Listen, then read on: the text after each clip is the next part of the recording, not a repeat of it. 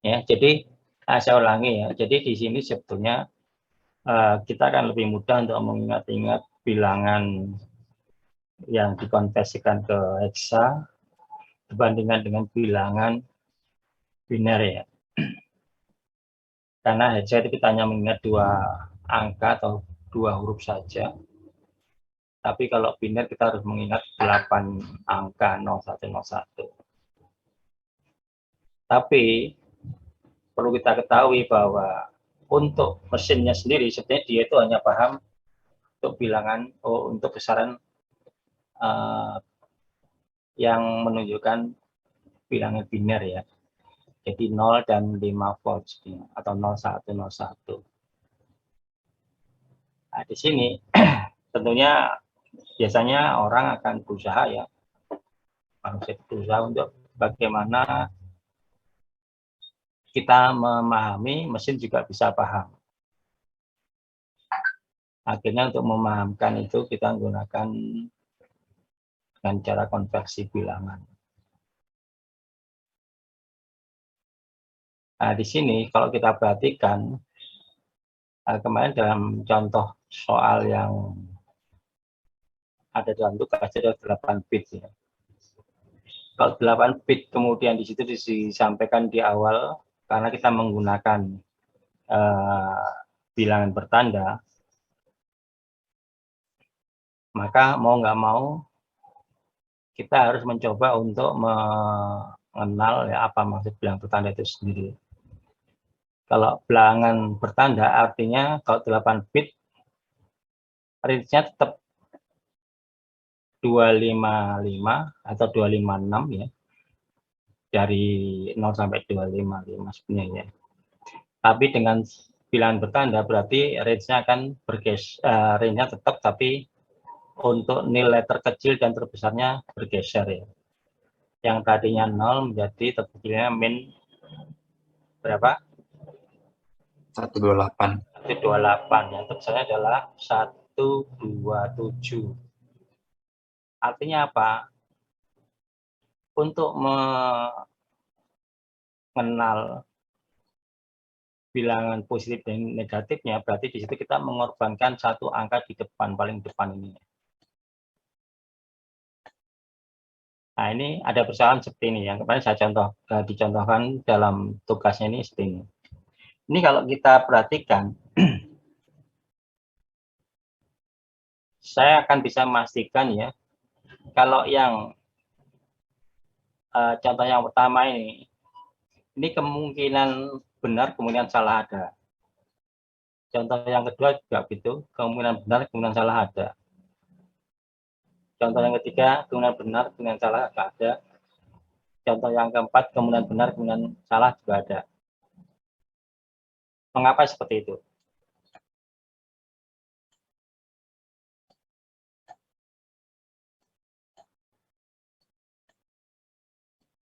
Jadi kalau kita mempunyai bilangan di antara 128 minus ya, sampai 127,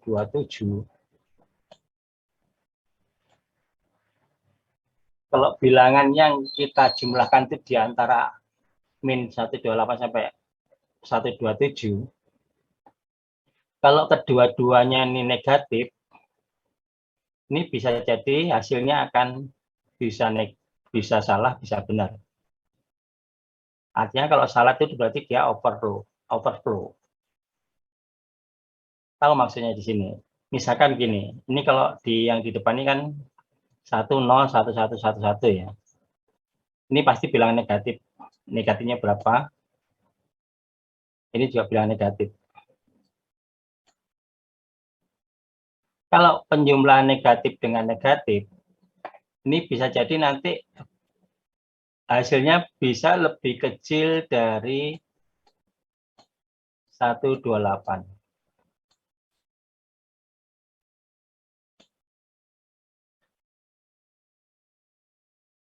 Kalau lebih kecil dari 128, ini pasti jawabnya adalah error.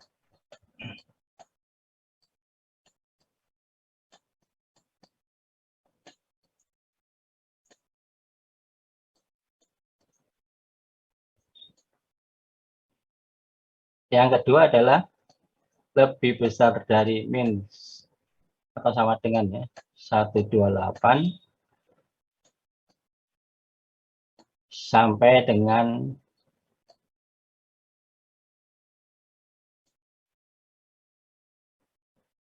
cara atau lebih kecil dari 0 atau sama dengan 0. Ini kalau yang dijumlahkan bilangan negatif semua. Atau yang kalau yang dijumlahkan ini, yang tadi yang dijumlahkan adalah bilangan negatif dan negatif ya. Kalau yang dijumlahkan itu adalah bilangan positif dan positif. Oh ya, ini tadi adalah jawabnya adalah benar ya. Korek.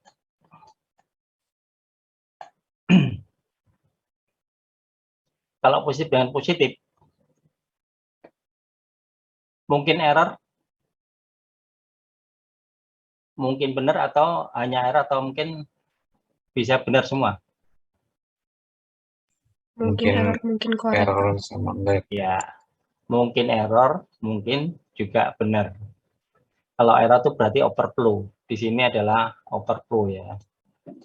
P, ini biasanya P, flow overflow ini. Ya, overflow. Sorry, overflow itu pakai anu CF aja. Overflow. Kalau ini benar. Kalau positif semua, kemungkinannya benar, bisa juga kemungkinannya juga salah. Benar itu karena dia berada lebih kecil dari berapa? 127 dijumlahkan. Ini adalah dan lebih besar dari 0. Ini jawabnya benar. Atau bisa lebih besar dari 127. Ini sama dengan ini. Ini akan error. Kenapa error? Karena overflow. Dia melebihi nilai terbesarnya.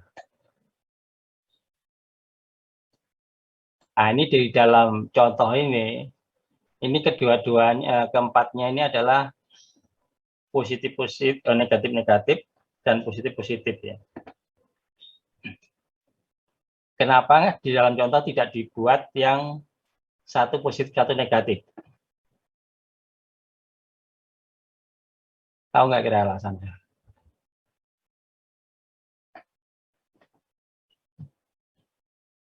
Sudah pasti benar bukan, Pak? Iya, betul ya. Kalau yang satunya positif, satunya negatif, dan nilainya di antara 128 dan 127, jawabnya itu pasti benar dah. Nggak bisa diuji lagi, nggak perlu diuji lagi, pasti benar. Nah, cuma nanti benarnya berapa, ini tergantung dari kalian, kita menerjemahkan itu ya. Jadi, kalau saya mengoreksi tugas yang kalian berikan, saya jelas saja di situ pastikan bahwa kalau jawabannya semuanya benar, itu pasti benar. Hanya mungkin nanti baru melihat angkanya ya. Ya, ini sebetulnya adalah permainan logika sebenarnya. Jadi kita manusia bisa mempredik, bisa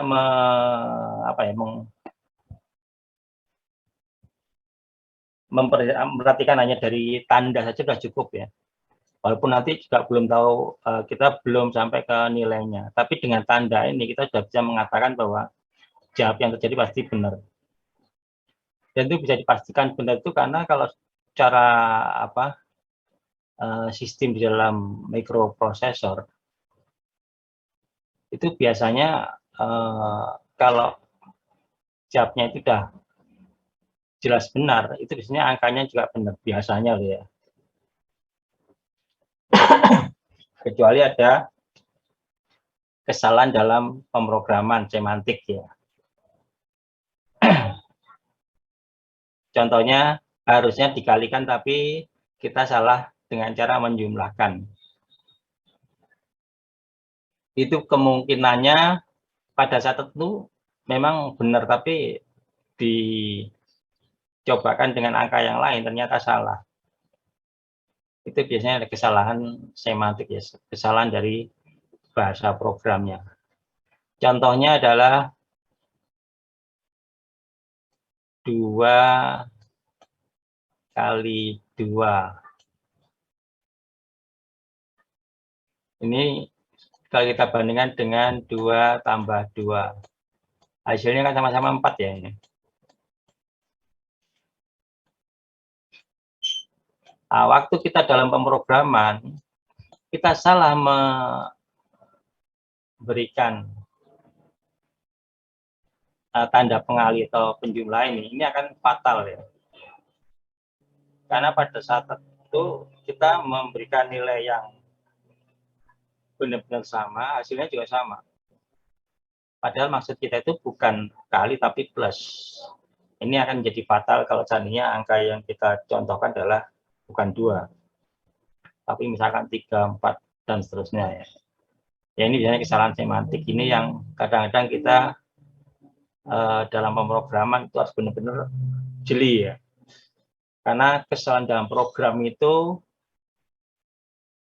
kalau kesalahannya adalah kesalahan yang bukan kesalahan statementnya, itu biasanya program akan bisa menjalankan.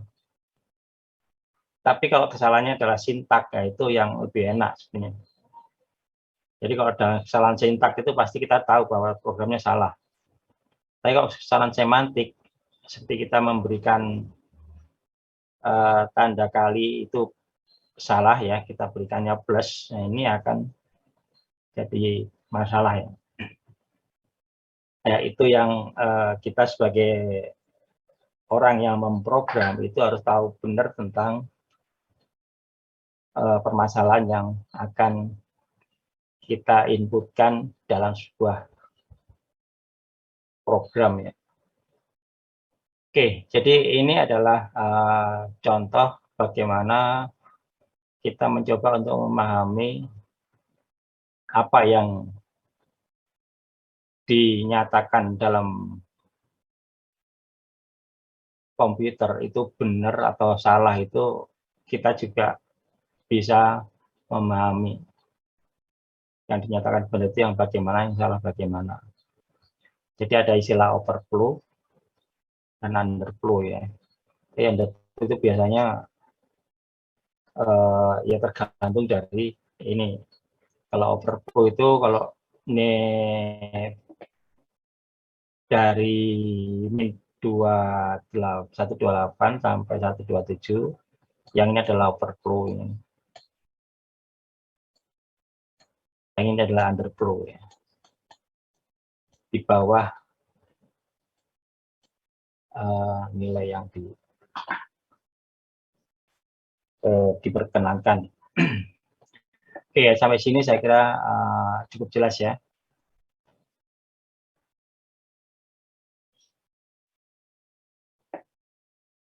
Jelas, Pak.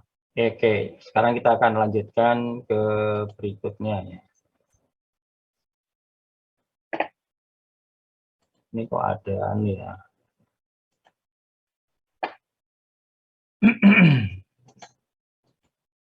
Kita akan lanjutkan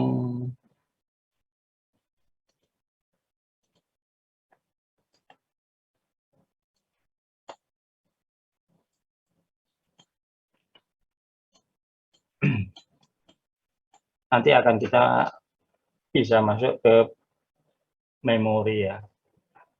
Nah ini magnitude problem ya. Biasanya ini juga jadi masalah.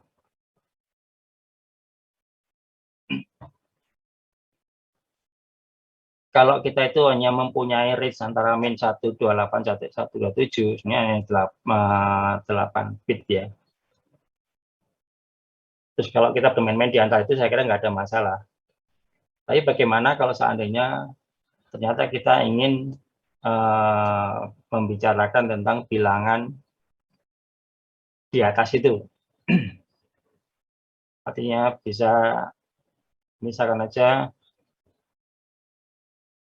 128 itu berarti 256 ya, minus sampai 124 atau 254 ya.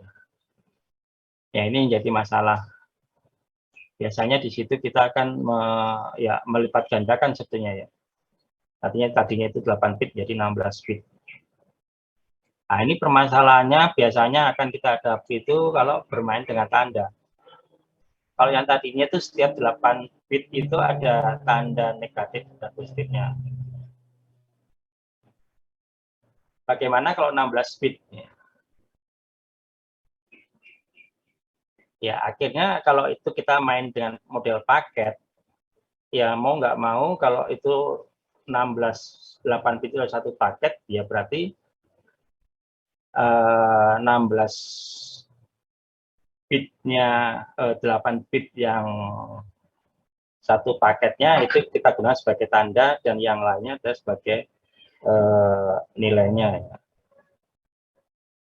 Jadi yang lainnya nilainya sudah bisa dipastikan. Jadi full di sini 255 sampai minus 256 ya. Hanya masalahnya di sini yang 8 bit ini kita gunakan sebagai tanda saja dia. Kalau 0 semuanya ya itu adalah dianggap tadi positif, kalau 1 ya berarti dianggap negatif ya. Yang seperti ini biasanya kita akan hadapi ya. Tapi nanti dalam pemrogramannya akan yang perlu kita perhatikan dalam pemrograman di mikroprosesor ya. Nanti kita gunakan dalam pemrogramannya. Jadi walaupun kita hanya bermain-main dengan bilangan 8 bit atau mungkin dalam memori 16 bit atau mungkin 32 bit tergantung dari nilainya, jumlah besarnya data yang kita kirimkan ya. Kalau kita main 8 bit ya udah, mau nggak mau bit yang paling ujung kiri itu akan kita gunakan sebagai bilangan, sebagai tanda ya. Tapi kalau mau kita menggunakan 8 bit itu untuk 16 bit ya berarti ada permainan dalam programnya. Itu nanti akan kita lakukan ya. Karena bagaimanapun kita tidak bisa memaksakan dalam mikro itu dengan bahasa kita ya. Mau nggak mau kita harus mengikuti aturan yang dia punya. Nah, ini cara merepresentasikan bagaimana kalau 16 bit. Terus kemudian, nah ini bagaimana kalau kita merepresentasikan bilangan ke bilangan desimal. Perlu kita ketahui bahwa bilangan desimal itu kita hanya mengenal angka 0 sampai 9. Nah, bagaimana untuk merepresentasikan nilai 0 sampai 9? Ya berarti kita di sini kita mencoba untuk menggunakan 4 bit bilangan biner itu bisa menjadikan atau bisa kita terjemahkan dalam bilangan 0 sampai 9. Artinya apa?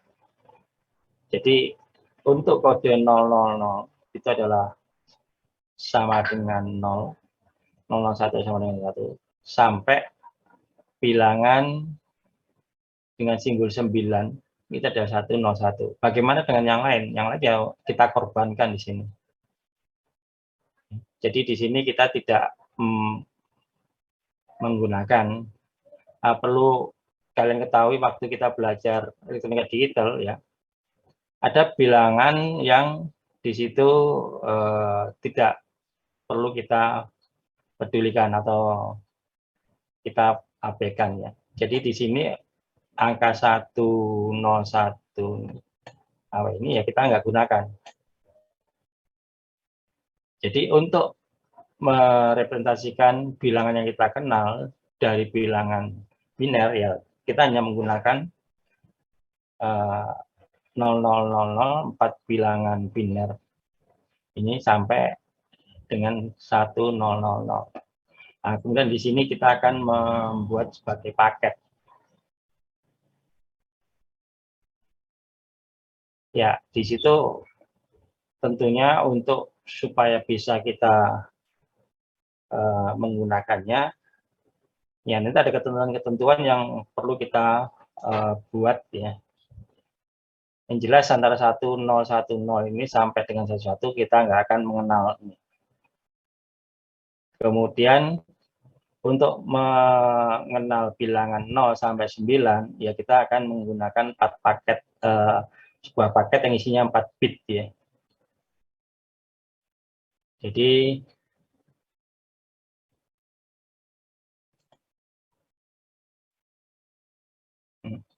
di sini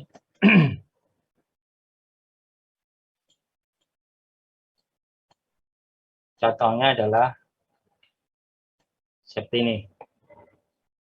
Ini kalau dicontohkan ada 2 bilangan biner ya, yang tersusun.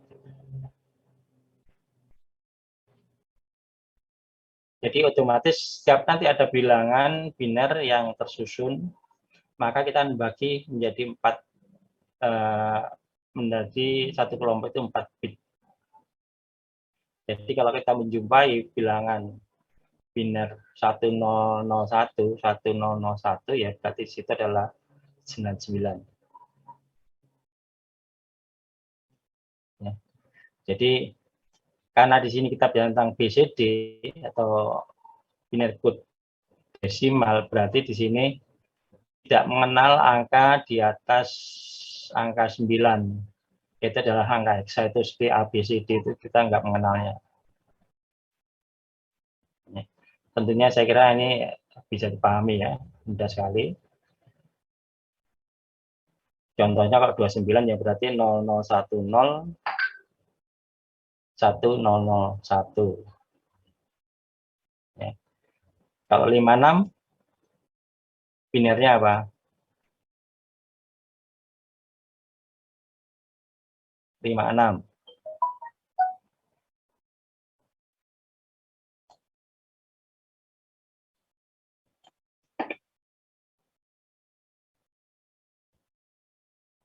Tidur ya.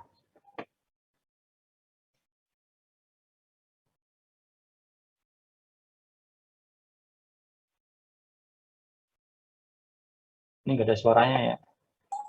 Halo Pak,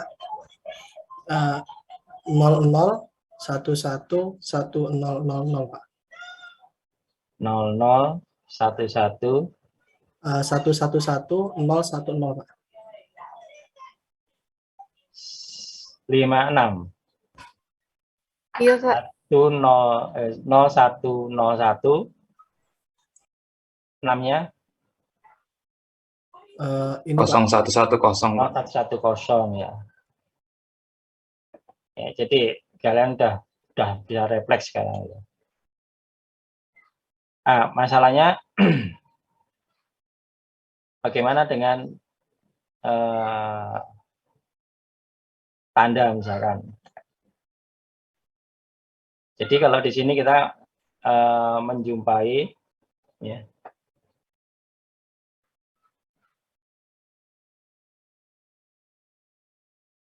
ada 3 byte. 3 byte itu artinya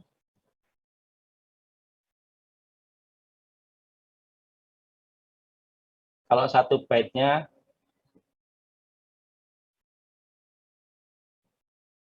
adalah 8 bit ya. Jadi kalau kita di sini contohnya representasikan misalkan multi byte untuk BCD integer.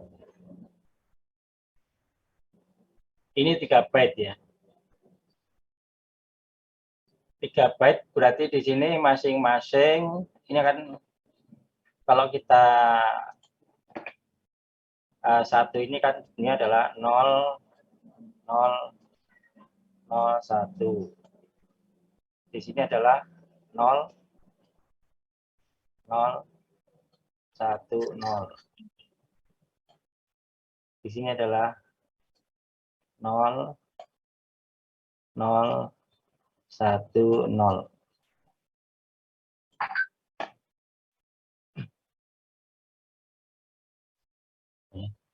Kalau 3 byte itu berarti sama dengan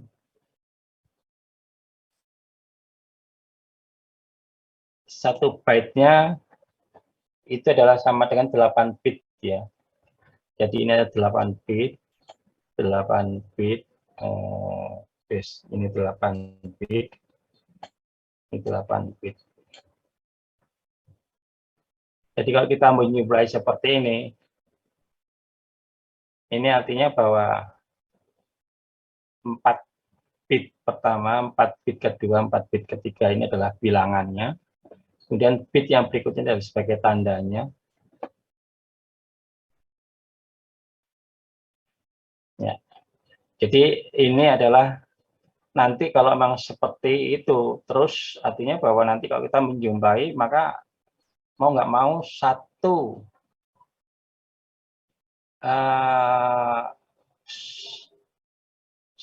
kelompok yang paling kiri itu adalah kita korbankan sebagai tanda ya. Jadi kita tidak hanya memberikan satu saja. Artinya kalau tadi kalau 8 bit itu merupakan satu paket, di situ adalah bit yang paling kiri ya, dan sebagai tanda ya.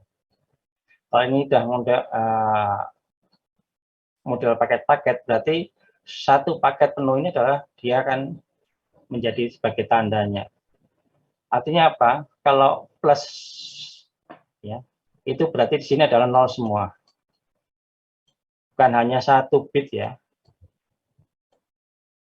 Ini kalau ini plus. Kalau nanti negatif, ya, maka di sini 1. Ini adalah negatif. Jadi ini tergantung nanti dalam program yang kita buat ya nanti ya. Jadi di sini kalau itu sudah kita anggap buah paket, maka ini akan menjadi satu tentuan yang akan kita nantinya akan kita gunakan secara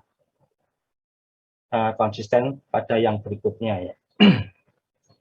Jadi di sini untuk tandanya ini ada satu paket. Tidak ambil satu yang bagian depan yang di angka 2 ini kan 0, 0, 1, 0. Terus kemudian yang depan paling kiri itu kita buat tanda beban ya. Tapi yang kita buat tanda adalah satu paket ya. Nanti seperti itu. Nah, ini cara kita bagaimana mensinkronkan dalam bilangan desimal ya, dari bilangan biner. Nah, biasanya nanti itu ada dalam program, dalam pemrograman yang akan kita lakukan pengaturan seperti ini. Nah, kemudian untuk bagian yang berikutnya bagaimana? Ya itu terserah aja kalau di situ memang nilainya lebih daripada 22. Berarti kalau kita sepakatnya di kelompok yang berikut yang keempat, 1, 2, 3, 4. Yang keempat ini sebagai tanda, berarti seterusnya nanti ini ada sebagai tanda ya. Yang di depannya ya kita abaikan. Karena kita hanya memainkan di bilangan desimal 3 angka saja. Walaupun kita menggunakan 3 byte ya. Jadi mungkin perlu kalian ingat-ingat nanti ada istilah byte dan bit ya.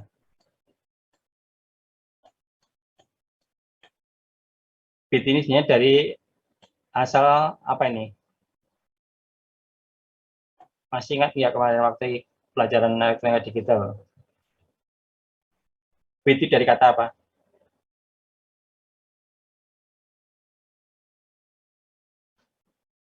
Ada yang tahu?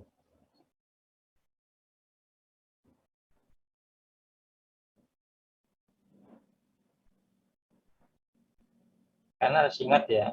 Binary digit ya, Pak? Binary digit ya. Jadi harus ingat-ingat ya itu ya.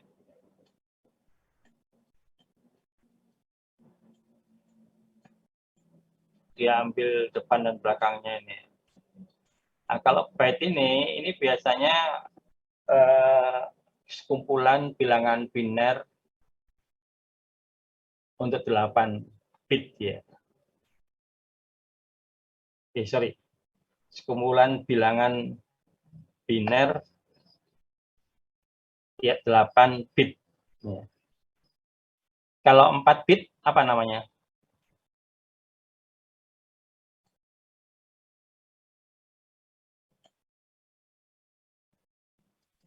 Nibel bukan, Pak? Nibel ya. 4 bit itu nibel. Kalau byte itu adalah 8 bit. Kalau word 16, Pak. 16 bit ya. Kan harus ingat ya itu ya, ini 8 bit. Nah, ini biasanya digunakan untuk satuan, ini kita menggunakan bytes ya. Jadi 1 byte itu sebetulnya sama dengan 1. 2 byte itu berarti sama dengan 2. Tapi 2-nya adalah untuk bilangan digital ya. Nah, nanti ada istilahnya 1 kilobyte. Ini berapa ini? Misalnya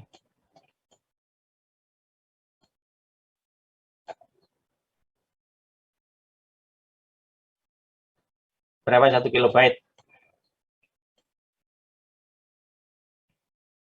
1024. Ya, 1024 ya, bukan 1000 ya. Jadi kalau nanti ada tulisan kilobyte berarti 1024. Ini sama dengan setara dengan 2 pangkat 10. Nah, kemarin kan sudah. Nah, nanti akan ketemu lagi itu nanti. Kalau nanti kalian dalam pemrograman nanti akan bisa menghitung-hitung dengan cara manual ya. Hati-hati bagi yang menggunakan kalkulator. Jadi mungkin kemarin kalian sebagian menggunakan kalkulator, jadi langsung saja ditembak. Di kalkulator itu mungkin beda-beda dia. Dia bisa 10 bit, bisa 12 bit ya. Kayaknya kalau 8 bit nggak ada. Walaupun nanti kalau dicoba-coba, dia hanya mampu membaca bilangan negatif 127. Negatif 127. Itu dalam kalkulator biasanya seperti itu. Hati-hati di situ nanti bagaimana memindah modus desimal ke biner itu kadang-kadang tidak seperti yang ada dalam teori. Karena memang dia mempunyai range yang tergantung dari pabrikannya. Oke, sampai sini jelas ya. Jadi ini harus konsisten. Nanti kalau seandainya dalam pemrograman yang kelompok yang keempat sebagai tanda, baris terusnya nanti dia akan sebagai tanda terus. Tergantung dari ketentuan yang kita buat. Oke ya. Ada pertanyaan? Kalau tidak ada, akan jalan. Mau nanya. Silakan. Itu tadi kan sebelumnya jelasinnya Pak ada beberapa angka desimal yang dikorbankan. Itu yang dikorbankan itu berarti juga termasuk program dari si pembuat ini ya Pak ya? Mikroprosesornya nanti ya Pak? Bukan dikorban, artinya itu bahwa dia itu tidak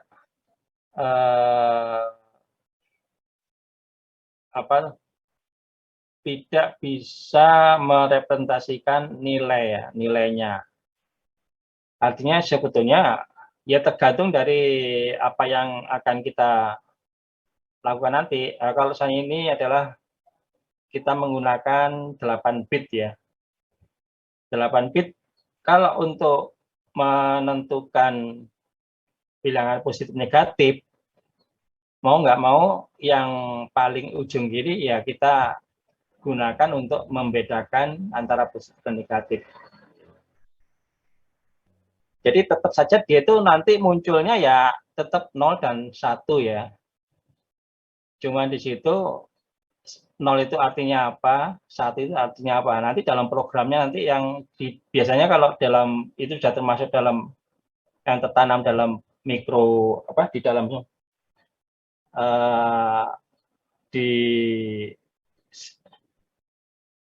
central processing unitnya, artinya itu dia ada di sana, ditanamkan oleh pabrikan ya sudah, artinya di situ kita akan hanya bisa menerima itu. Tapi biasanya juga kita bisa akan membuat ya atau memodifikasi seandainya tidak hanya 8 bit tapi malah 16 bit. Nah, ini yang jadi nanti jadi masalah ya, mau nggak mau kita yang akan memainkan bagaimana kalau seandainya 16 bit misalkan itu main program. Tapi kemampuannya tetap saja dia hanya mampu jika mendapatkan sinyal dari luar, yaitu dia hanya mampu untuk 8 bit saja. Nah, biasanya kalau di aritmatiknya itu permainannya di program biasanya. Ya, mungkin bisa lah istilahnya dikorbankan ya nggak apa-apa lah ya.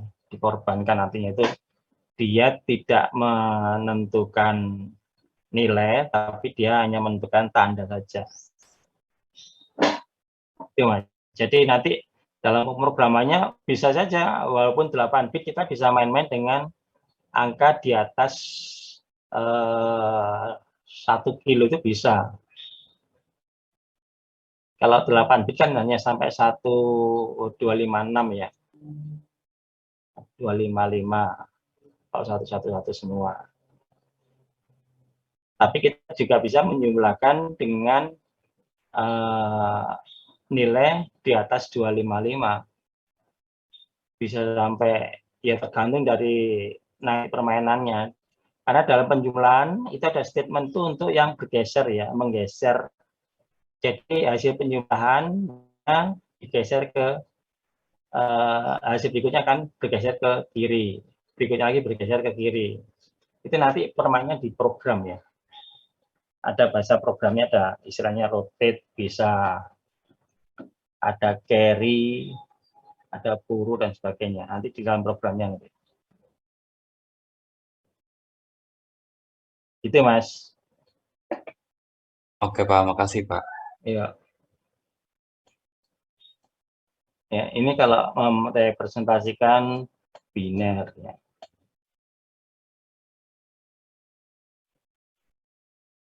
Nah, ini bagaimana kalau pecahan ya? Sama saja ya. Jadi di sini ada ketentuan. Nah, ini akan saya clear. Nah, ini kalau menggambarkan pecahan. Ya, kita sepakati tadi bahwa angka digit yang pertama sampai ketiga adalah angka desimalnya. Kemudian yang ketiga itu 1, 2, 3, yang keempat adalah tandanya. Nah, kemudian yang berikutnya ini bisa kita gunakan sebagai apa? Dia kalau 1 berarti di situ ada komanya. Ya. Berarti kalau jadi untuk titik ya, itu adalah menandakan ditandai kepada kelompok 4 bit yang ini yang ya. Jadi ini ada 6 digit ya, digit pertama 2, 3 ini adalah angkanya, yang keempat tadi adalah tandanya, terus yang keempat, 5, kelima ini adalah menunjukkan posisi dari apakah di situ ada koma atau tidak. Kemudian yang ke-5, ke-6 adalah sisi yang ketiganya. Jadi di sini ini menunjukkan bahwa ada titik dan tidaknya itu nanti tergantung di bit yang digit yang ke-5 ini. Ya. Jadi ini cara merepresentasikan. Nanti seterusnya akan konsisten seperti itu ya.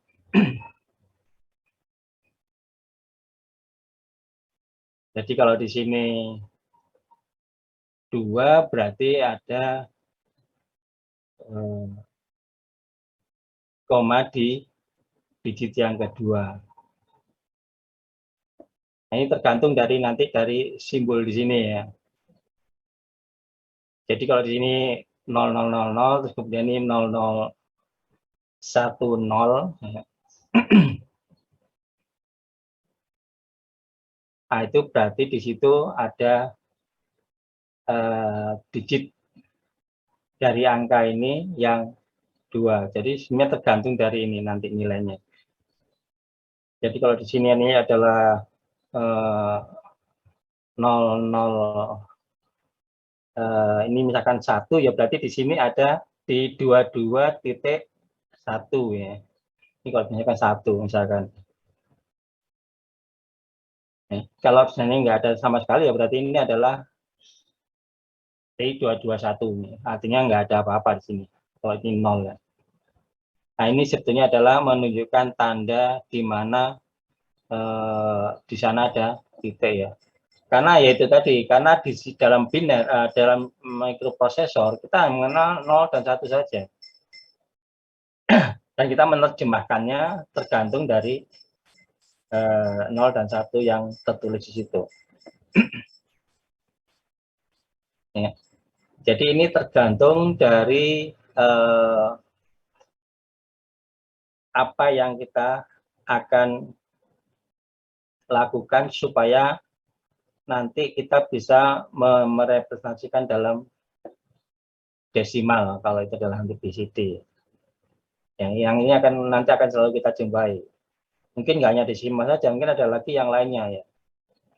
Ini, nah ini adalah floating point. Ini floating point ini adalah pecahan ya. Itu nanti akan kita bicara tentang mantisa ya. Jadi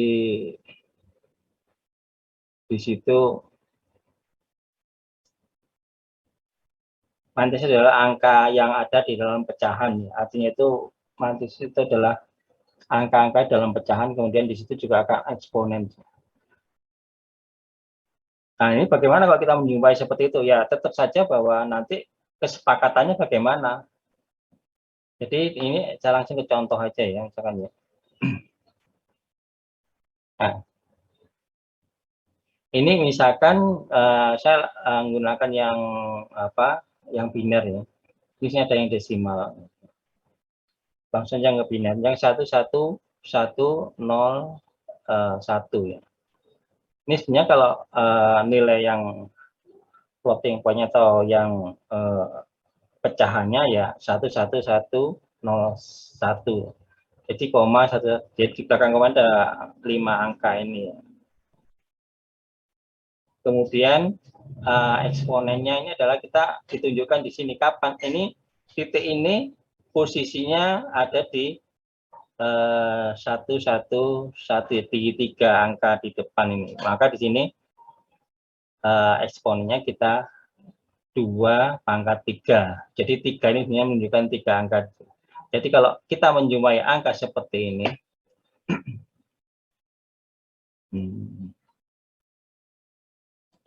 ya, kalau kita menjumpai angka seperti ini, itu adalah sama dengan kalau kita menuliskannya seperti ini.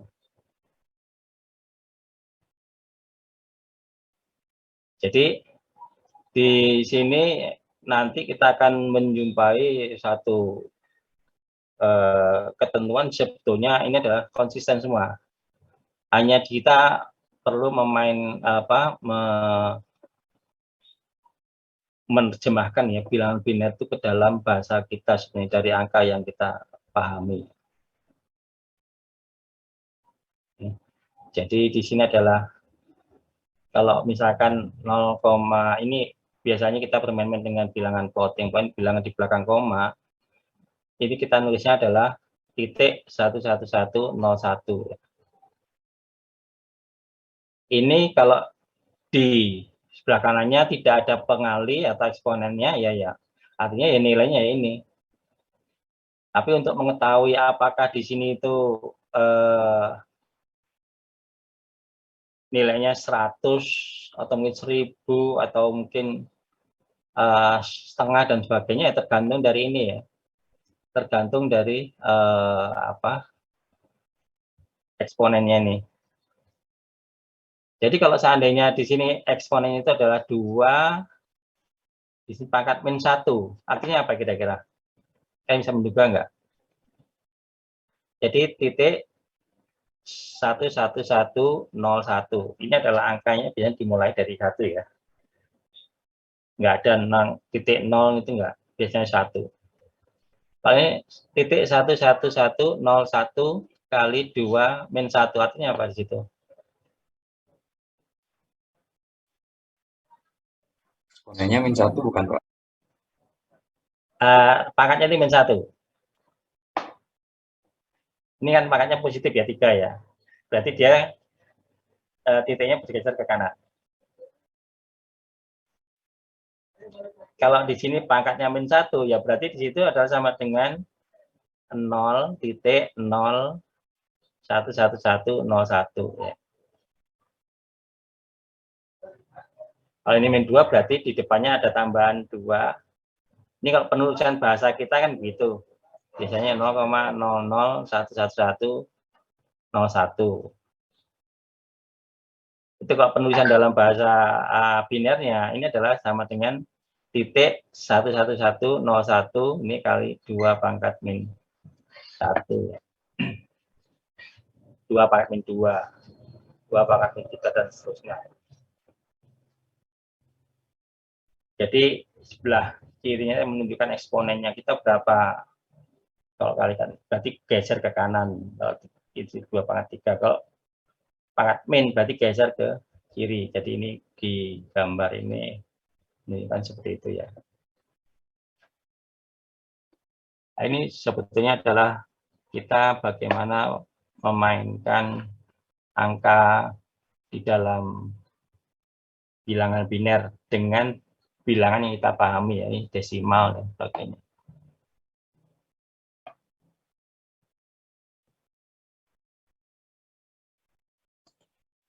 Ya, jadi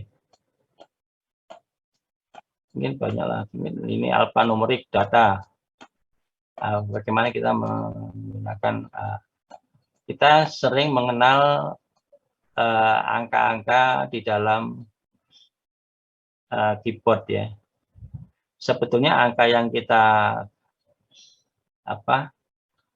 gunakan itu sebenarnya adalah kombinasi dari bilangan biner ya.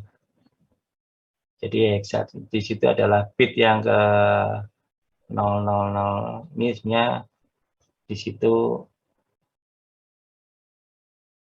berapa bitnya? 1 2 3 4 5 6 7 8 9 10 11 12. Ya. Jadi kombinasi dari bilangan biner ya. Jadi ini bit yang paling tidak berarti ya. Jadi di sisi kiri, terus kemudian disambungkan dengan bit yang ke kanan ini. Jadi kombinasi ini yang sering kita kenal dengan istilah bilangan kode ASCII ya, American Standard.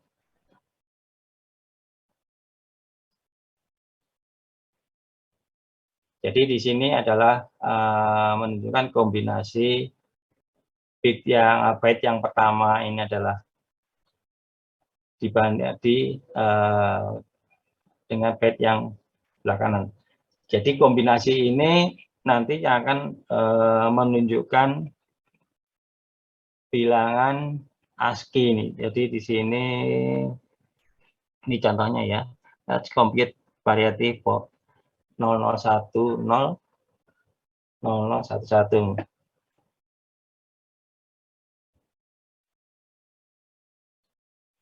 Di sini kalau kita perhatikan dari contoh itu bit yang pertama mana nih?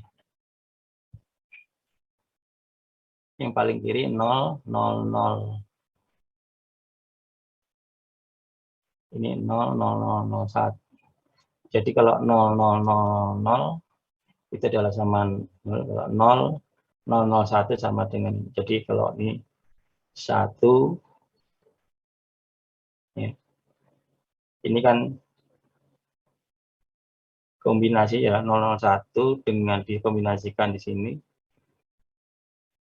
Kalau yang berikutnya adalah 0, ini adalah, nah sekarang yang nomor yang 1, 2, 3 ya. Ini kalau 0, 0, 0, 0, terus kemudian ditambah dengan ini, ya sama dengan 0. 0, 0, 0, 0, 1.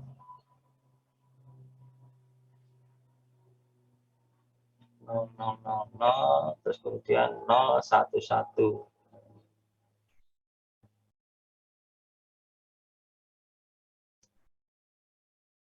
Terus kemudian kalau seandainya ini 1,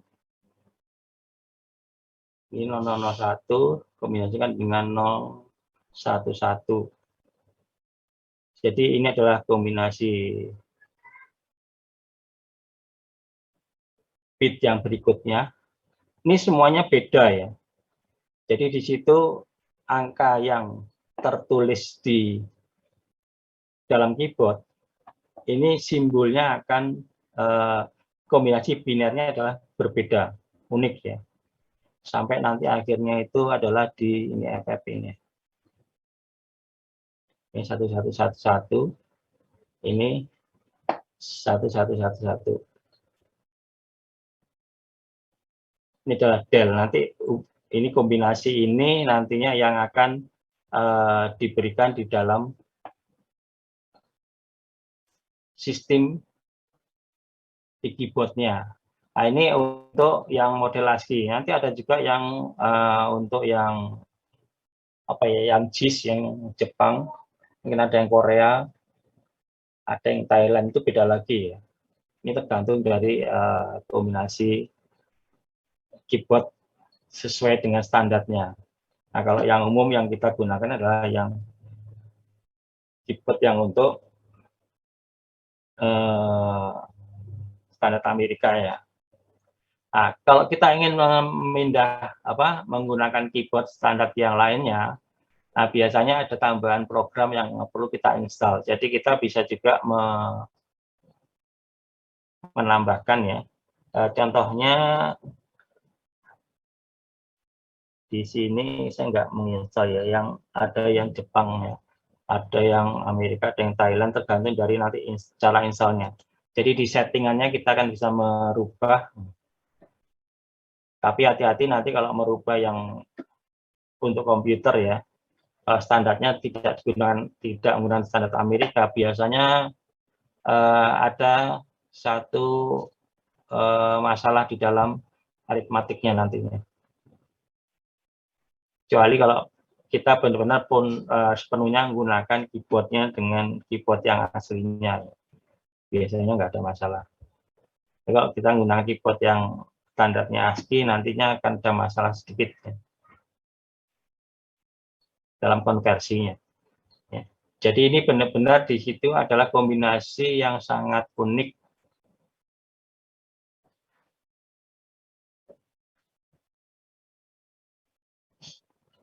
Ya. Ini adalah untuk merepresentasikan. Nah, nanti di situ di dalamnya tetap bagaimanapun kita yang akan melakukan modifikasi dalam pemrogramannya ya. Nah, terus kemudian di eksternal representasi, nah di sini kan kalau di eksternal kan di sini ada kita bisa memainkan di sini ya di biner ya. Kita bisa menggunakan seperti kalau biner itu dengan indikator ya, seperti dioda. Jadi kalau nyala itu 1, kalau mati 0 ya. Atau mungkin kalau hijau 0, kalau merah 1. Ini tergantung dari modifikasi kita ya. Kita juga mainkan seperti yang kita pelajari di diagram digital, kita mengenal istilah oktal, hexadesimal, itu sebetulnya adalah cara kita untuk memudahkan dalam memahami ya sistem biner yang ada dalam mesin digital ya. Nah, simbol-simbolnya saya kira kalian sudah cukup paham ya. Kemarin ini ada desimal, ada biner, ada heksa, ada oktal, saya kira cukup udah lewat. Kemudian hardware organization. Nah ini ya. Ya, jadi untuk tadi untuk sistem bilangan itu saya kira sudah cukup jelas ya bahwa bagaimanapun kalau untuk mesinnya kita akan berusaha untuk memahami, tapi kalau untuk yang dari eksternal ya tentunya kita bisa memberikan input ya sesuai dengan apa yang kita bisa berikan pada mesin digital ya. Yang penting tegangannya harus 0 sampai 5 volt. Oke, ada pertanyaan sebelumnya? Mari kita, kalau enggak, kita akan lanjutkan ke yang berikutnya. Ini adalah gambaran dari Z80. Yang kita kemarin sudah kita gambarkan ya.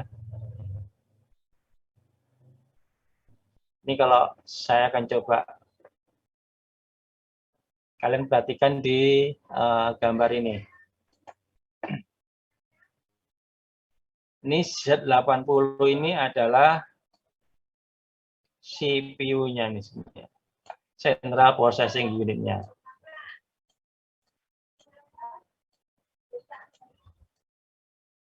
Kalau kita lihat di sini ada CPU ya. Ini ada ROM, ada RAM. Jadi kalau ada RAM, ada RAM, di sini memori.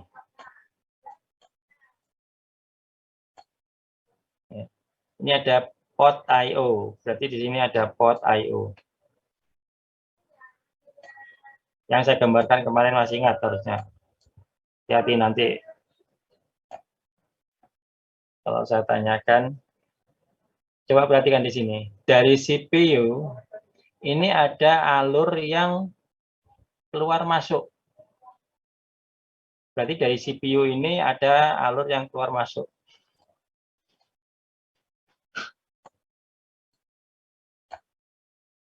Ini adalah melalui jalur data. Berarti di sini ada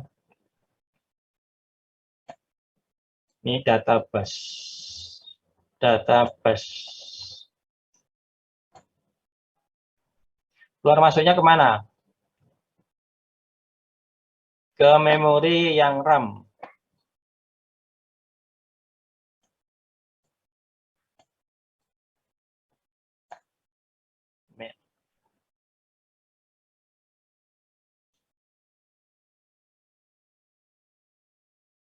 Kemudian ke PIO.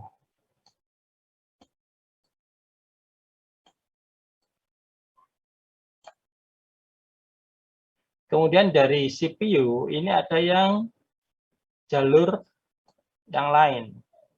Tapi dia dari CPU masuk ke ROM, RAM, dan PIO. Berarti ini keluar, masuk ke memori.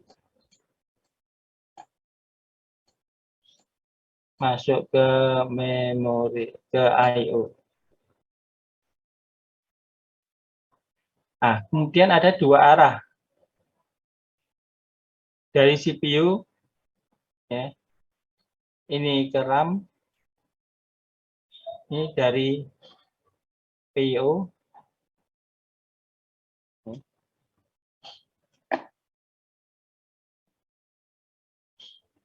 juga ke PIO, ini juga ke RAM. Artinya di sini ke PIO,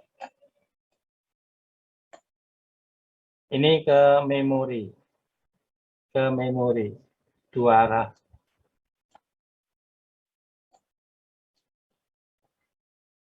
Tadi ini adalah apa? Yang ini adalah address bus.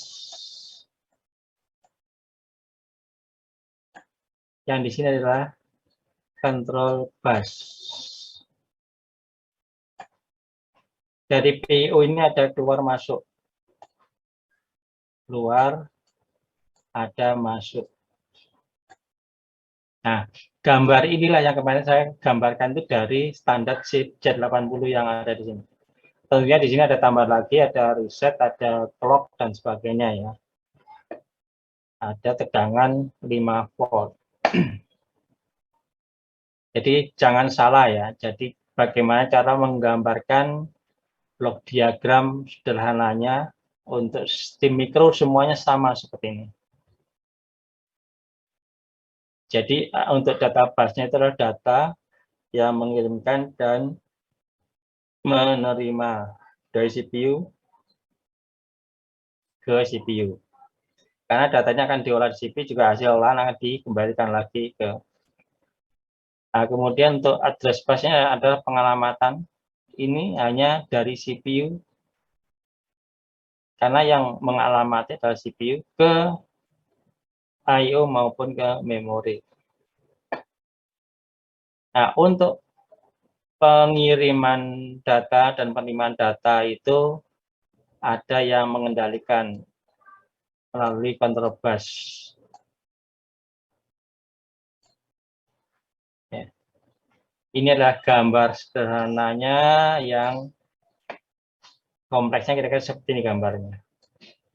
Ini adalah sama.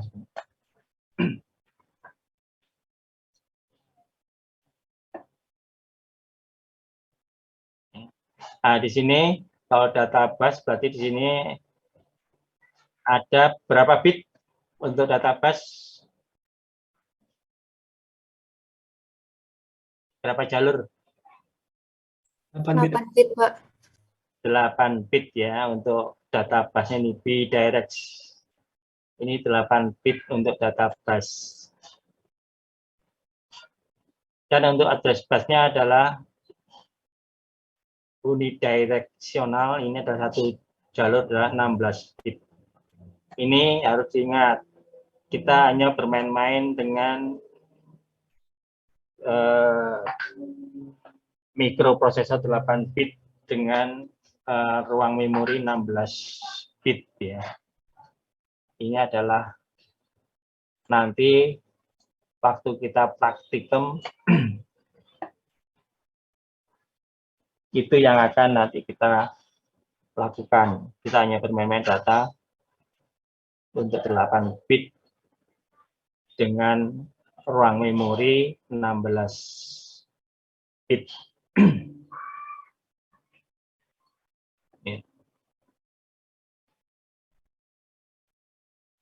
Nah, terus nanti mungkin di sini juga akan tergantung clock-nya berapa dan sebagainya, nanti tergantung dari masing-masing mikroprosesor. Sebetulnya kalau ini sudah ke satu paket ini ya, yang di situ ada ROM-nya, ada RAM-nya, ada PIO-nya, ini sebenarnya yang sama dengan mikrokontrol ya. Jadi sebenarnya CPU itu hanya otaknya itu hanya di Z80 ini saja sebenarnya.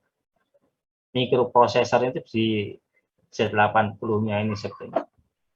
Tapi ini kalau dalam satu sistem, kalau tanpa ROM atau RAM, tanpa PIO ya, ini sistem ini nggak akan ada fungsinya ya.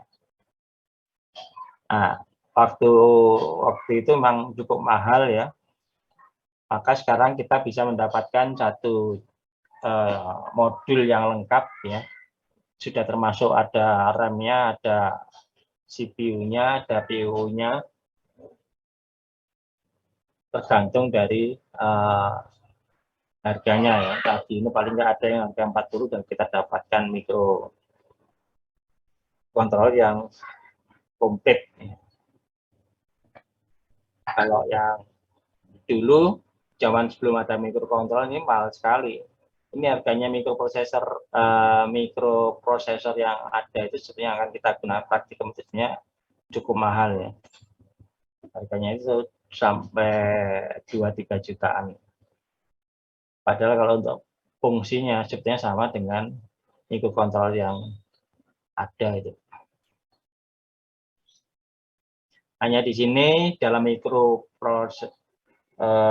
mikroprosesor yang kita akan gunakan itu ada display-nya ya. Jadi kalau di microcontroller kan di situ kita tidak diberikan display, display-nya adalah kita tambahkan sendiri. Tapi kalau di sini kita sudah termasuk display-nya, walaupun di situ display-nya hanya menggambarkan alamat memori dan datanya saja. Jadi ada yang menunjukkan ada 6 karakter ya. Yang ini menunjukkan alamatnya, address-nya, address apa ya, address memori ya, atau di situ kita berhubungan dengan address bus. Dan ini adalah menunjukkan datanya yang berhubungan dengan data bus, ada kaitannya ini data ya. Jadi nanti bisa saja 1855 datanya adalah A56 misalnya. Ini display yang ada dalam microprocessor nantinya. Saya akan nanti mempraktekannya, di mana bahasanya bukan bahasa tinggi tapi bahasa mesin ya. Kalian yang masukkan angka-angka heksa saja.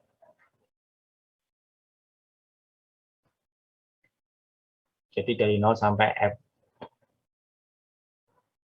Oke ya, jadi kalian sudah tahu sekarang ya, waktu saya menggambarkan blok diagram kemarin itu sebetulnya adalah asalnya dari ini, sistem standar yang ada dalam si microprosesor. Jadi saya sering, saya biasanya nggak menggunakan PowerPoint ya. Saya sering menulis seperti ini di kelas maupun di kuliah ya. Ini sebenarnya hanya untuk membantu mengingat saja. Sampai sini jelas ya. Sebelum kita masuk ke memori nanti. Bagaimana kita akan bermain-main dengan ruang memori di dalam microprosesor. Kalau nggak ada pertanyaan, akan saya lanjutkan. Ini akan saya hapus. Ya. Silakan di copy kalau saya ingin mengcopy. Tapi kalau kalian mengingat dengan cara saya, mudah-mudahan nggak akan lupa ya. Data bus itu karena data dia bolak-balik, address bus itu adalah hanya dari CPU saja yang memberikan alamat. Ada port I/O. Oke, akan saya hapus. Selanjutnya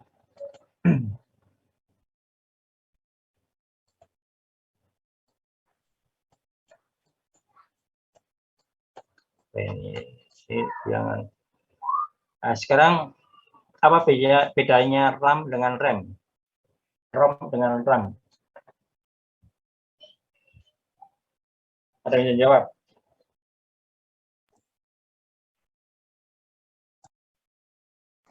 ROM sama RAM, Pak. Ya. Kalau mungkin, maaf ya Pak kalau salah, menurut saya kalau RAM itu tempat penyimpanan memori sementara gitu Pak, dari suatu aplikasi atau program yang sedang dijalankan gitu. Jadi kalau misalnya nggak berjalan, RAM-nya juga nggak berjalan. Tapi kalau untuk ROM itu untuk menyimpan yang memori, benar-benar memori yang ada gitu Pak. Mungkin sih Pak. Ya. Kira-kira RAM dan ROM itu panjang dari apa ya? Pendekannya dari apa itu? Kalau RAM apa RAM? Random access memory Pak. Kalau ROM? Read only memory. Read only memory ya. Jadi istilahnya itu adalah volatile ya dan unvolatile ya. Jadi kalau RAM itu adalah unvolatile, tidak volatile ya, yang mudah menguap ya, artinya itu mudah hilang. Kalau powernya nggak ada itu dia akan langsung nge-reset lagi ya. Nah, tapi kalau ROM itu unvolatile atau memori yang tidak mudah hilang. Jadi walaupun powernya dimatikan, tidak diberikan power, dia akan terus akan tertanam di sana. Kecuali kalau dihapus ya. Ya, jadi betul ya, tadi adalah biasanya RAM itu adalah digunakan secara sementara. Jadi kalau misalkan kita membuat program yang nggak disimpan dalam ROM, itu kalau powernya kita matikan, itu dia akan ikut hilang ya. Nah, nanti dalam mikroprosesor itu akan menggunakan RAM itu 2 kilo. Artinya program itu akan ada selama kita memainkan dan memberikan tegangan pada mikroprosesor. Tapi kalau nanti kita hapus, kita matikan mikro, dia akan mereset lagi dari nol semua.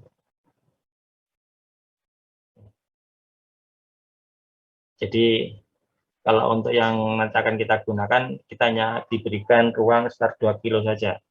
Tapi 2 kilo itu sudah cukup besar ya kalau untuk mikroprosesor, karena kita hanya menggunakan pemrograman dengan bahasa mesin ya, dengan angka-angka saja. Nggak ada istilah statement yang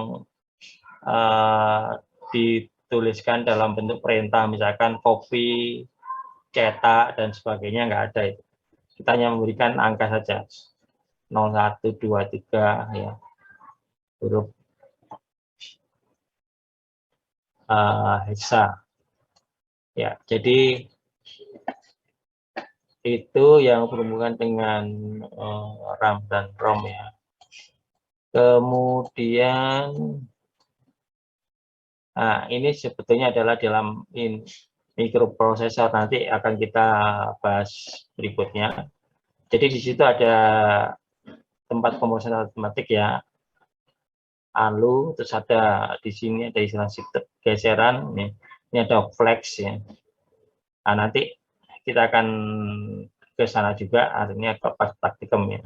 Ada akumulator, ada kontrol, di sini ada register-register yang sering kita gunakan. Jadi gambaran ini adalah gambaran yang ada di dalam mikroprosesor ya. Ini adalah kita menggunakan 8 bit. Nah, nanti kita akan masuk ke sana juga. Sebelum masuk ke sana, nah ini ada shift, rotate, dan sebagainya. Ada sebentar. Oke, sebelum masuk ke sini, saya akan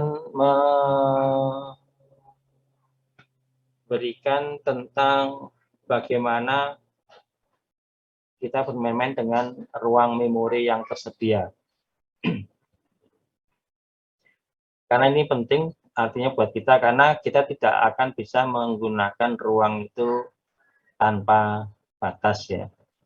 Seperti yang saya katakan, kita hanya diberikan ruang itu sekitar 2 kilo. Walaupun RAM yang kita punyai, ruang yang kita punya itu cukup besar sebenarnya. Karena kita menggunakan address busnya itu 16 bit ya. 16 bit itu sama artinya dengan 2/16.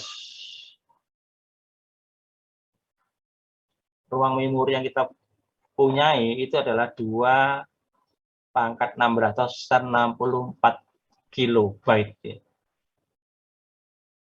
Tapi kita hanya menggunakan untuk pemrogram itu hanya sekitar 2 kilo ya. Yang lainnya itu sebenarnya untuk yang pengisian program yang di situ biasanya pabrikannya yang memberikan yang menanamkan program itu. Hanya untuk yang kita manfaatkan tadi cuma hanya 2 kilo saja.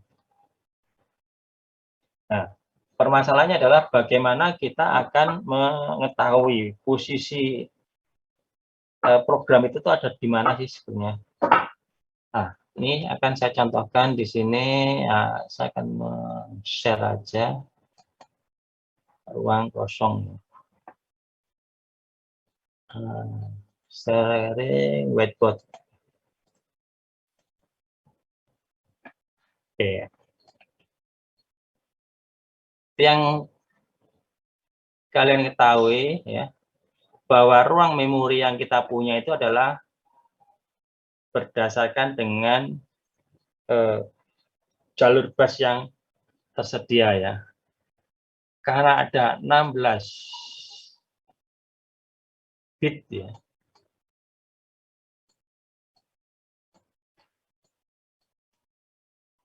Untuk address bus ini berarti di situ kita mempunyai menunjukkan ruang memori itu sebesar 2 pangkat 16. Ini istilahnya adalah byte.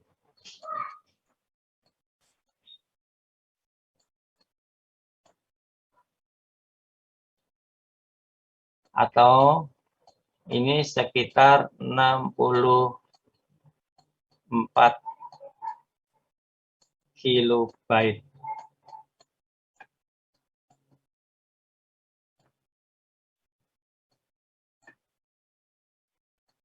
Ini ruang memori ya, yang tersedia berdasarkan dari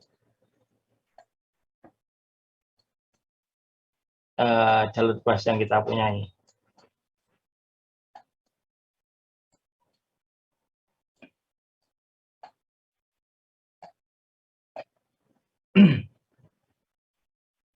Nah, ini kalau kita gambarkan, kira-kira saya bisa menggambarkannya seperti ini. Yang terendah ini adalah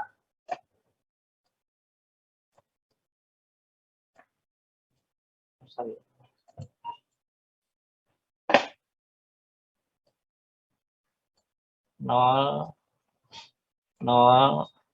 ini dalam hexa ya.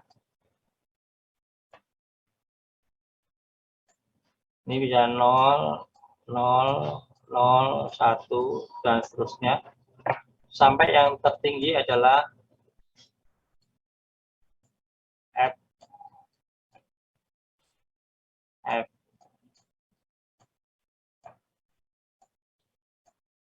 F. Ini cukup panjang. Jadi dari 0 sampai ini. Yang mana 1 ini sama dengan 64 kilobyte. Ini 64 kilobyte dari 0 sampai FFF. Ini adalah ruang memori yang kita punyai di dalam mikroprosesor 8 bit dengan address busnya 16 bit ya. Ini 16 bit address bus.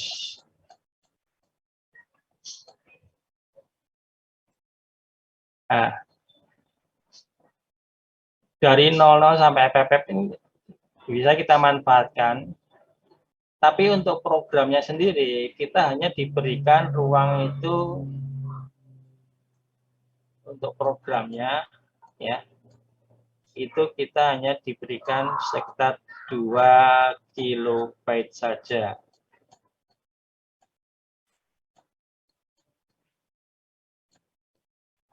Ini untuk program.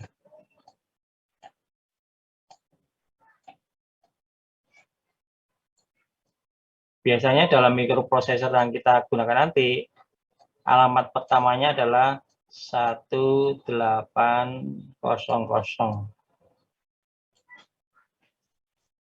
Sampai di sini, sampai 2 kilo ini.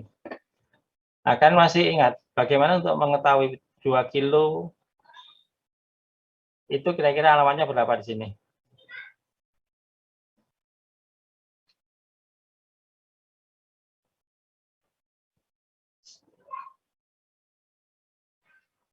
Dua kilo kalau untuk bilangan binarnya berapa 2 kilo? Ada yang masih ingat?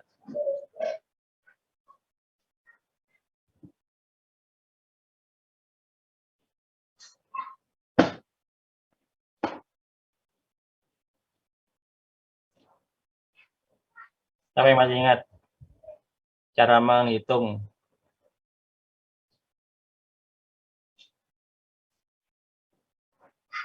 Kalau tentang 16 bit ya, 16 bit itu yang terendah kan 000, yang tertinggi ada beb.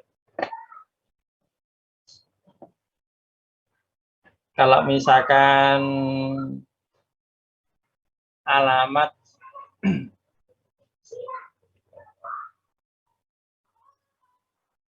pada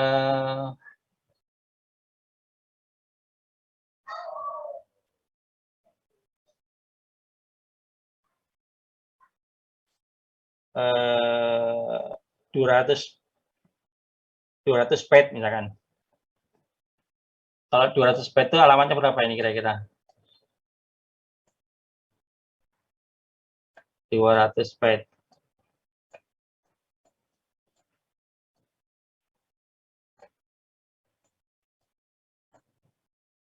Tadi kalau seandainya 1 byte ya ini 000 ya.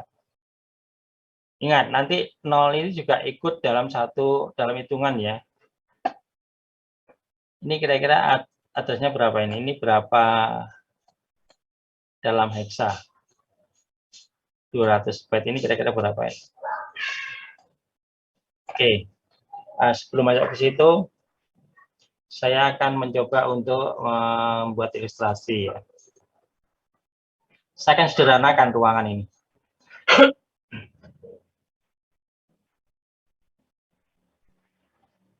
Misalkan sebuah sistem, saya mempunyai ruangan itu dari 0 ya.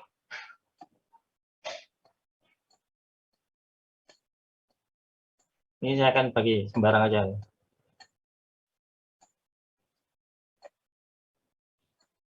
Ini ruangan memori saya ya. Ruangan memori yang akan saya gunakan nanti. Biasanya dalam ruang memori yang terendah itu adalah 0 ya.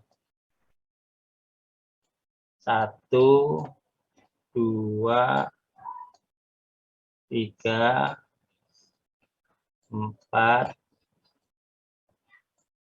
5, 6, 7, 8, 9, 10, 11, 12. Nah, ini kita akan buat istilah dulu. Ini alamat terendah dari sistem itu berapa? Alamat terendah. Berapa alamatnya?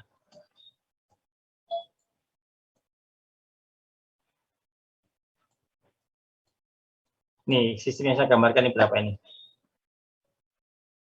Terendah adalah ini. Dalam ruang memori ya, alamat terendahnya adalah 0. Tertingginya berapa? 12.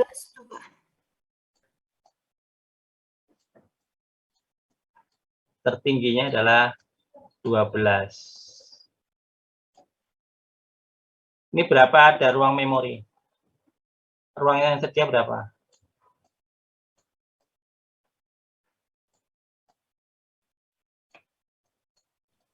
13. 13 ya. Kalian harus tahu ya, ini ya.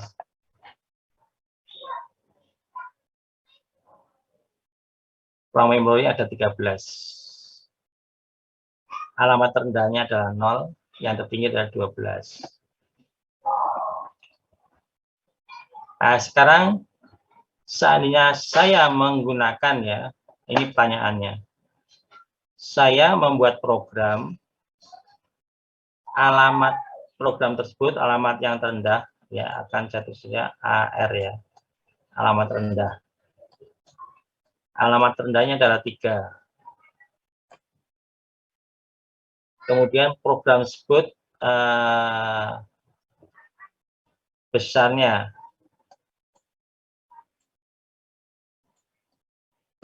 program tersebut memakan misalkan 6 ruang memori.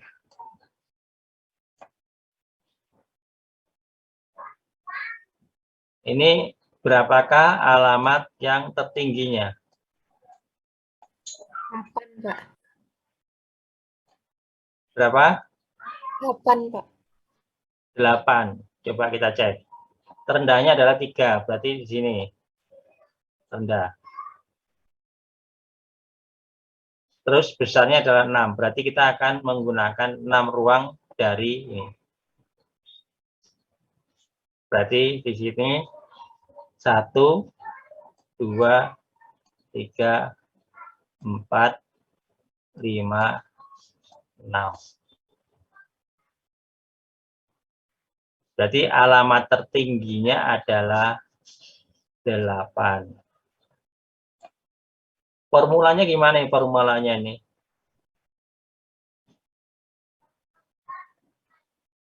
Kenapa ada 8? Jadi kalau kita buat formulanya bahwa 8 itu asalnya dari alamat rendahnya ditambah dengan besarnya memori yang kita gunakan ya. Besarnya memori ditambah ini min 1. Maka ini adalah alamat tertinggi program tersebut. Ya. Nah, ini kita akan terapkan di dalam sistem ini.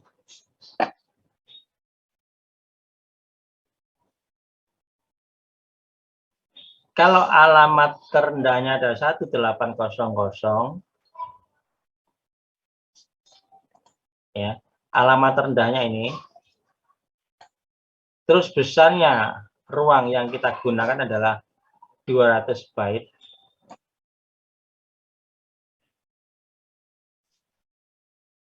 Berapakah alamat akhirnya, alamat tertingginya?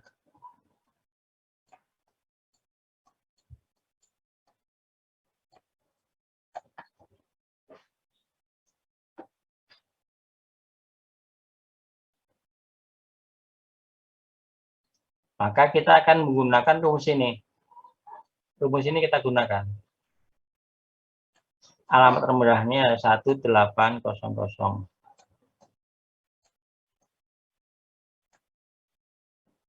1800 itu sama dengan berapa ini? Ini hexa ya ini ya, hati-hati ya. 1 ini 0, 1, 8-nya adalah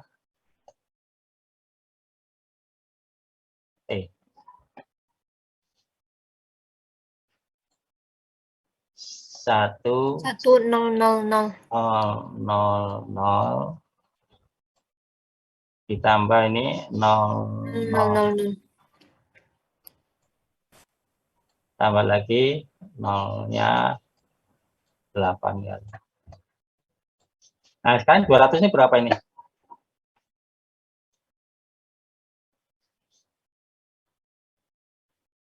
Masih ingat RPA-nya?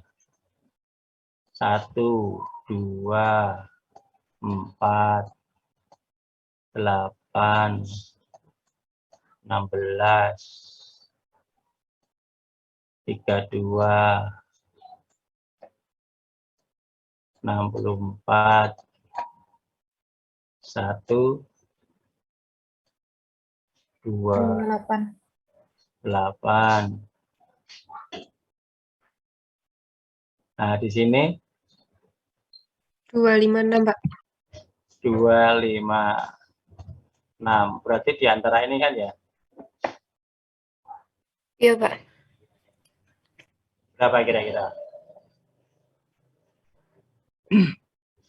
Ini 200 di antara ini. 200 ada di sini 200. Terus 28 tuh masuk, Pak. 128 masuk. Iya, Pak. Terus Ya. 64. Nah, ini kita bitnya dulu ya. 1, 2, 3, 4, 5, 6. 1, 2, 3, 4, 5, 6, 7, 8. Ini kan ada 8. 128 masuk, tapi yang berikutnya kan enggak kan ya. Berarti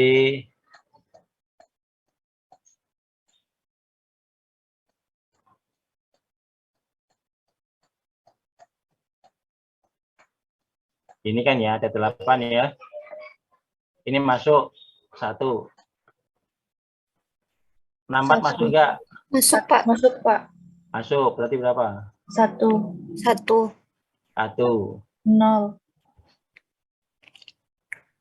32 enggak masuk? Enggak, Pak. Enggak. Ya, 0. 16 juga nggak masuk, Pak. 16 enggak masuk. 1, 8 masuk, Pak. 8 masuk. 4, 2, 1 nggak masuk, Pak. 4, 2, 1 enggak masuk.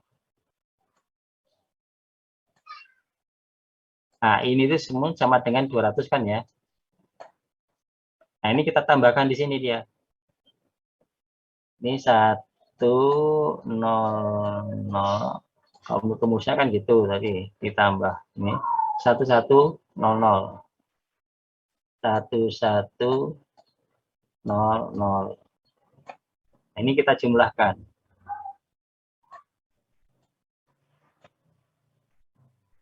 Berarti 0, 0, 0, 1, 1, 0, 0, 0, 0, 1, 1, 1, 1, 1, 1, 0, 0, 0, 0, 0, 1, 0, 1, 1, 0, 0. 0, 0, 0. 1,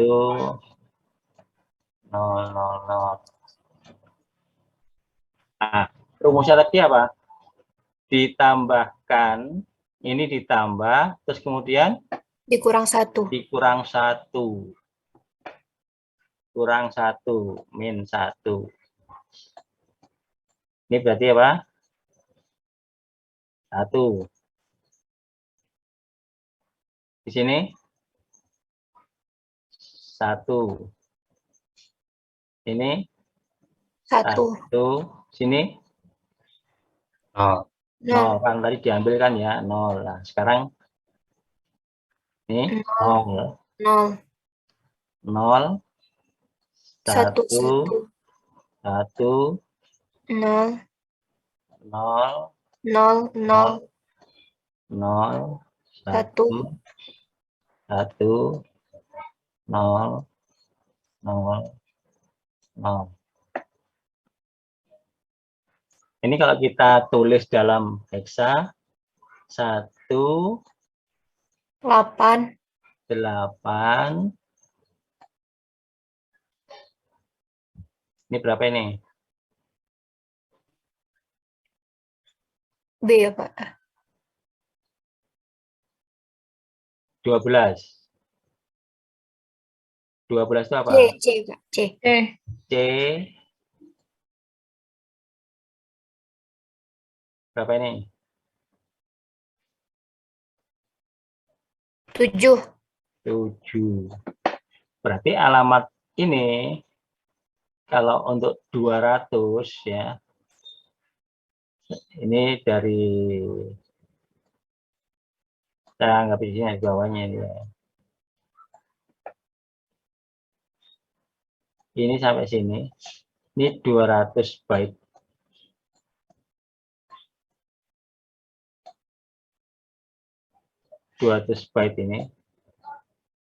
Ini adalah alamatnya terakhir adalah 18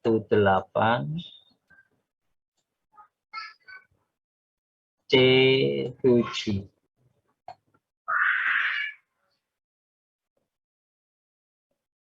Itu kalau 200 ya. 200 itu adalah sama dengan alamatnya terakhir. Sampai di sini ada pertanyaan. Nah, sekarang silakan dicari alamat terakhir untuk ruang memori yang bisa kita gunakan yaitu adalah sekitar 2 kilobyte yang bisa kita untuk program. Ini berapa ini?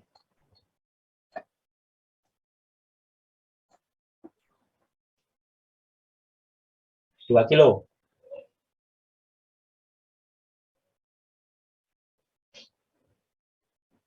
Tadi 200 ada contohnya 200 adalah itu 1857 itu adalah kalau dari 1800 adalah 1857.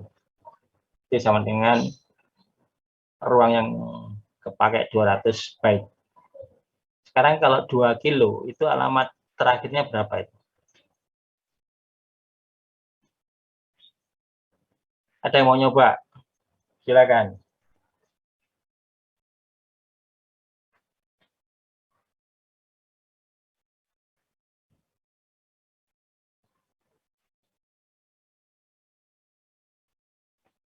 Sambil nunggu saya akan ngecek. Ini udah tahu ya caranya ya. Jadi alamat pertama harus ditulis. Ini asalnya dari tadi contoh yang saya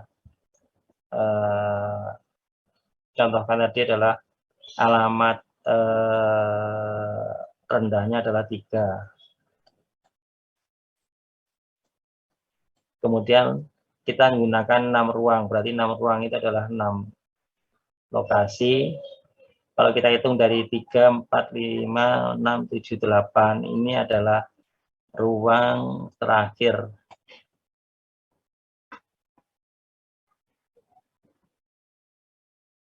Ruang terakhir dari 6 ruang yang kita gunakan.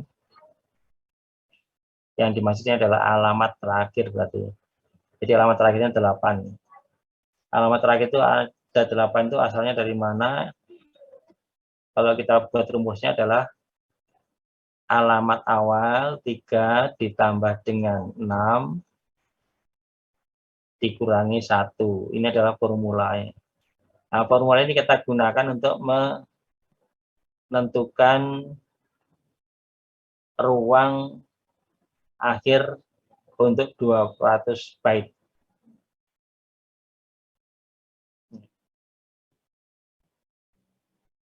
Ini alamatnya ya, alamat akhirnya.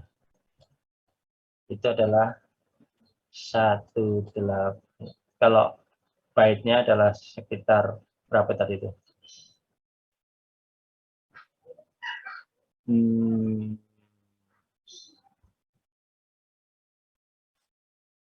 Mana tadi? Ini ya.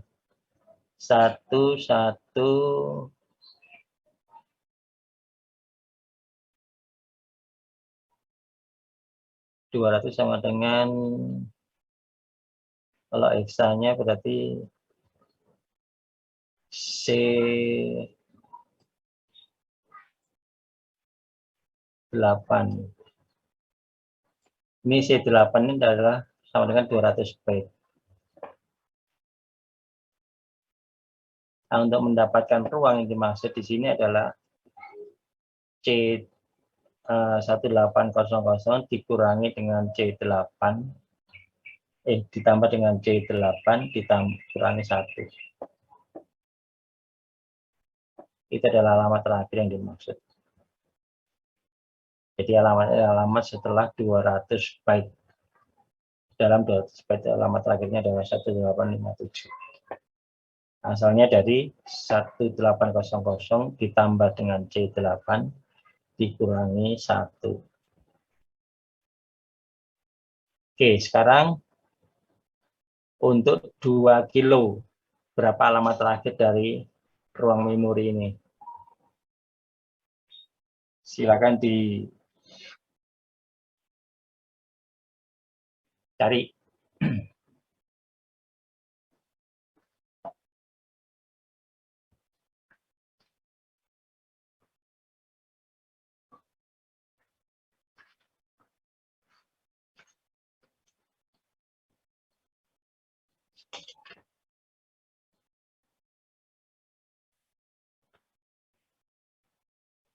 Tadi alamat rendahnya 1800 ya, Pak?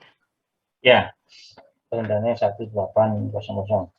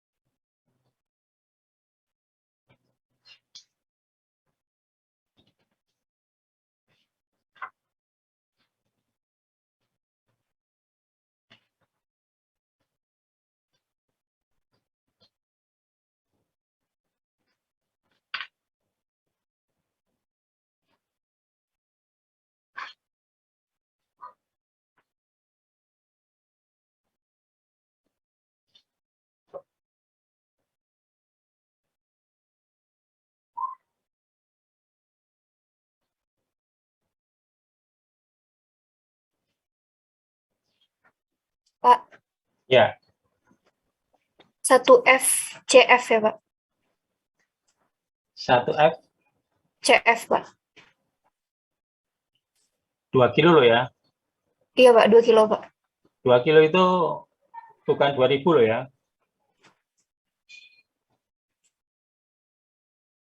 1 kilonya itu 1024. Hati-hati.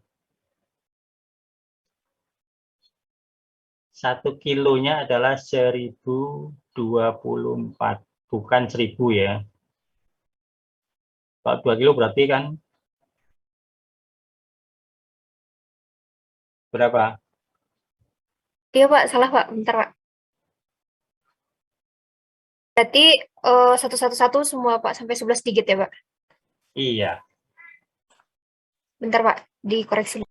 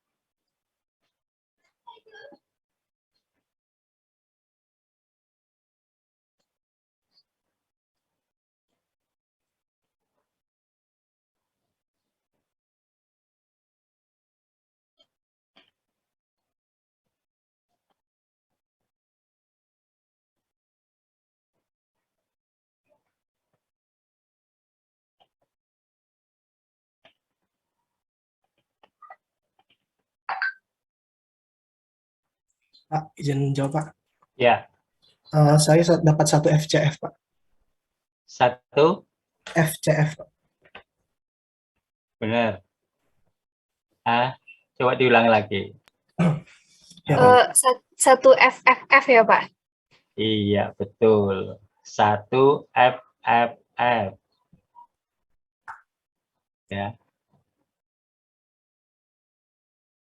Jadi alamat terakhir ruang memori yang bisa kita gunakan itu adalah 1 F F F.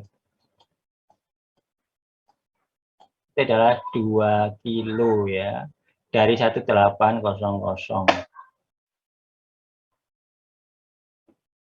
Siapa tadi yang jawab yang benar tadi? Udah, Pak. Siapa? Alda, Pak. Alda ya. Oh, cepat kamu ya. Nah, sekarang saya akan berikan contoh soal lagi.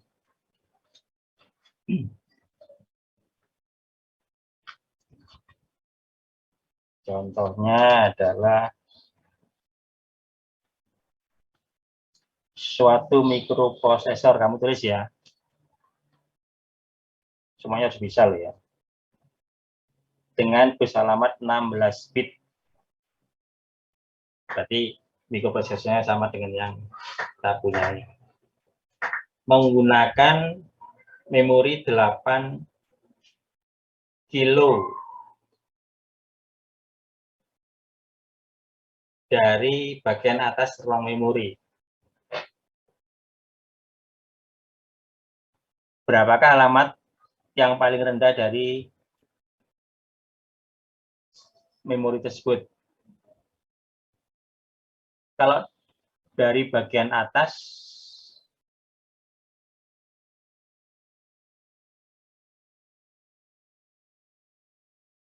atasnya mana ini ya?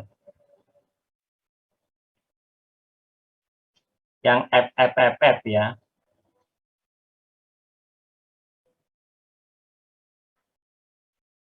Gimana cara, kalau dari gambar ini yang atasnya adalah FFF ya.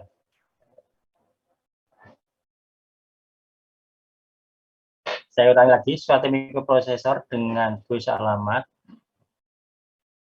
16 bit menggunakan memori 6 kilo dari bagian atas ruang memori. Maksudnya adalah dari FFF ya. Tadi Mulanya 8 dari, kilo, Pak. ya, Tadi bukannya 8 kilo ya, Pak? ya 8 kilo dari FFF ya. Dari ruang atas. Dari atas ruang memori itu. Berapakah alamat terendah yang paling rendah dari bagian ruang memori ini? Kalian coba di anu dulu ya. Jadi kalau saya mengatakan ini bagian atasnya 12 misalkan ya. Kalau saya menggunakan 4 ruang memori dari 12 ini, maka ruang terendahnya berapa ini? 9, Pak.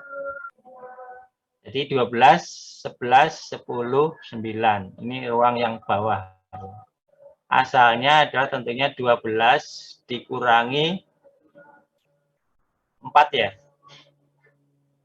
12 dikurangi 4 kan 8. Iya, Pak. Kalau untuk supaya jadi 9, berarti tambah 1 ya. Nah, nanti rumusnya seperti itu. Nah, sekarang ini dari FFF ya, 8 kilo, berapa alamat yang paling bawah dari 8 kilo tersebut?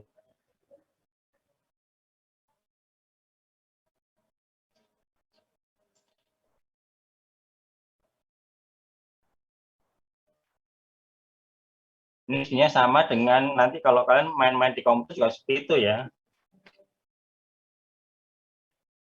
Nah, ruang memori sangat strict sekali ya. 1 bit saja, 1 byte saja di situ kurang nggak akan bisa dieksekusi ya. Komputer itu sangat strict ya.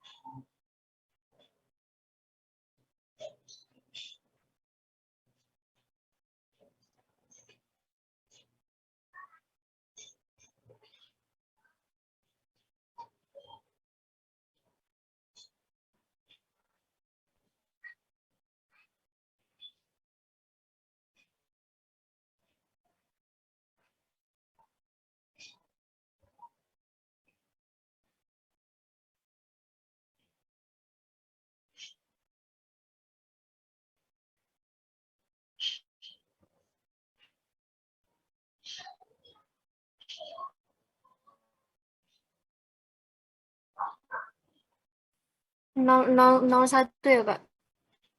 Berapa? 0,001, Pak. 0001. Iya, Pak. 8 kilo loh ya. Iya, 8 kilo.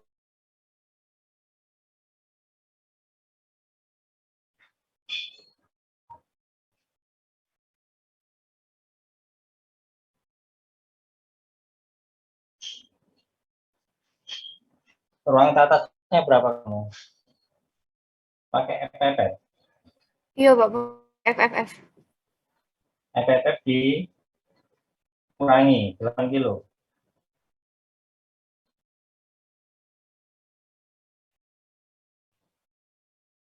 Iya. Eh, itu, Pak, ada bentar tadi mana tuh ya? Alas atasnya ditambah 1, ntar baru udah kurangin sama ruangnya, Pak.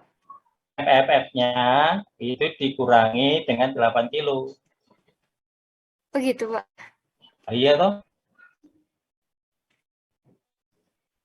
Kayak mana tadi rumusnya, Pak? FFF dikurang batas memori. FFF dikurangi 8 kilo ditambah 1. Oh, iya, Pak. Bentar, Pak. Ya kan tadi kan contohnya kan 12 gunakan 4 ruang itu kan berapa angka terbawahnya? Kan 12 dikurangkan 8. Padahal kalau dihitung kan sama dengan 9 toh harusnya kan supaya 9 ditambah 1.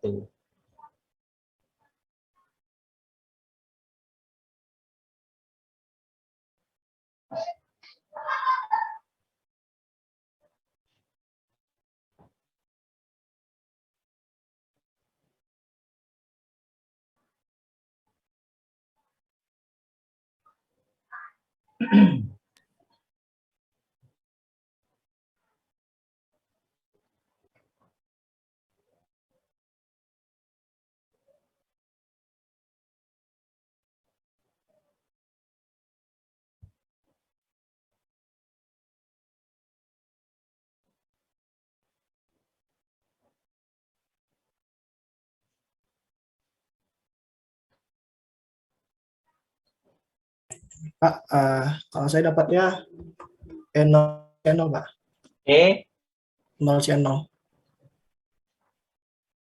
8 kilo loh ya. Iya, Pak. Dikurangan, Pak. Iya, FFF dikurangi 8 kilo. Yap. Ditambah 1. Iya,